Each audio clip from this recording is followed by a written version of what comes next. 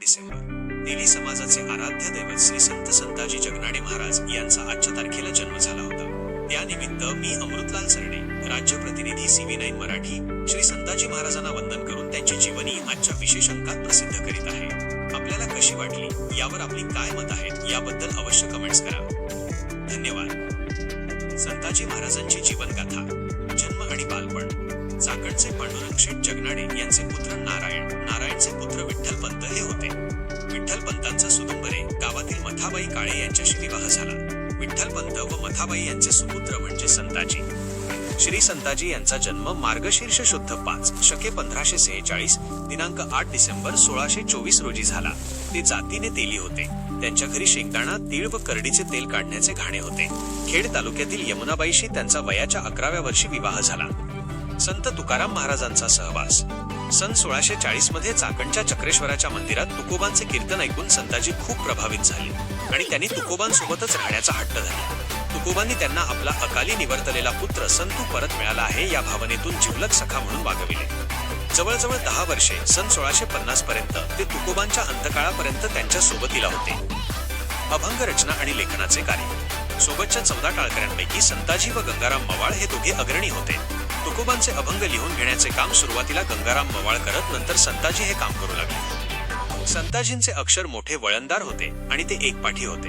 कीर्तन संपताच ते अभंग लिहून काढीत असत व अशा वह्यांचे ते जतन पण करीत असत। संताजी कीर्तनात टाळ घेऊन गात असत। अभंग वह्यांचे जतन। रामेश्वर भट्टांच्या आदेशानुसार तुकोबांनी जेव्हा आपल्या अभंगाच्या वह्या इंद्रायणी बुडविल्या, तेव्हा गंगाराम मवाळ व संताजी जगनाडे यांनी अभंगाचा बराच ठेवा अगोदरच जतन करून ठेवला होता। मावळ प्रांतात सलग 13 दिवस हिंडून जात्यावरील बायकांची गाणी, शेतकऱ्यांची शेती करतानाची गाणी, काही लोकांकडील नोंदी आणि लोकामुखीचे साहित्य व स्वतःकडील साहित्य एकत्र करून त्यांनी त्याची नीट बांधाबांध केली व या वह्या तुकोबांच्या हाती दिल्या। वैवाहिक आणि साहित्यिक जीवन। फाल्गुन कृ. 02 शनिवार शके 1572 इ. 1650 रोजी तुकोबा वैकुंठाला गेल्यानंतर संताजी पुन्हा चाकणला परत आले आणि त्यांनी गृहस्थी सुरू केली। त्यांनी काही घाण्याचे अभंग रचले आहेत जे आजही उपलब्ध आहेत।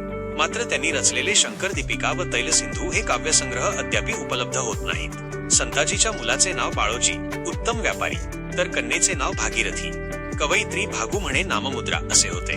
आयुष्याच्या शेवटी संताजी सुदुंबरेला जाऊन राहिले होते। देहावसान आणि तुकोबांची प्रतिज्ञा। गवारशेठ वाणी हे संताजीचे प्राणप्रिय मित्र होते। त्यांच्या निधनानंतर संताजीही लवकरच इहलोक सोडून गेले। मार्गशीर्ष वद्य 13 शके 1621 सन 1699 रोजी वयाच्या 76व्या वर्षी संताजी हे पांडुरंग चरणी विलीन झाले। तुकोबा व संताजी जगनाडे या दोघांनी त्यांच्या हयातीत एक प्रतिज्ञा केली होती की आपणा दोघांपैकी जो अगोदर मरेल त्याला जिवंत राहील, त्याने मृतदेहाला मूठ माती द्यावी। संताजीच्या अंत्यसंस्कार प्रसंगी त्यांचे पूर्ण शरीर गाडले जात नव्हते, तेव्हा महाराजांना त्यासाठी रात्री 12 वाजता भूतलावर येणे भाग पडले। त्यांनी येऊन 3 मुठी माती टाकताच संताजींचा पूर्ण देह गाडला गेला। या प्रसंगाचे वर्णन। चरिता गोधन। माझे गुंतले वचन, आम्हा येणे झाले एका तेलिया कारणे। 3 मुठी मृत्तिका देख तेव्हा लोपविले मुख, आलो म्हणे तुका संतू न्यावया विष्णू लोका। गौरवोद्गार। संताजी तेली बहु प्रेमळ, अभंग लिहित बसे जवळ। धन्य त्याचे सबळ, संग सर्व काळ तुकयाचा।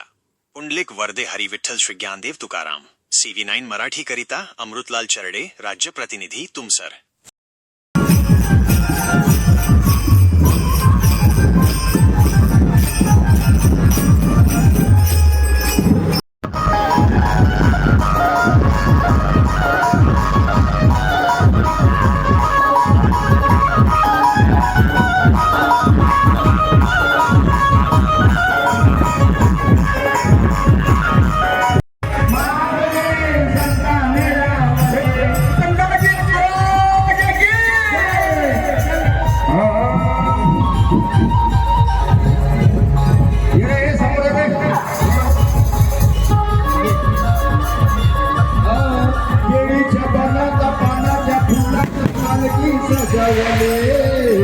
केळीच्या पानाच्या फुलात पालके सजवले, पालके सजवले माझी माऊले नटवले, पालके सजवले माझी माऊले नटवले।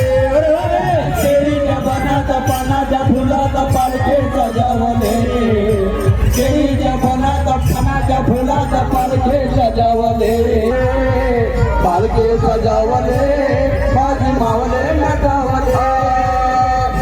केळीच्या पानाच्या फुलांचा पालके सजावले केळीच्या पानाच्या फुलांचा पालके सजावले पालके सजावले माझी माऊले नटवले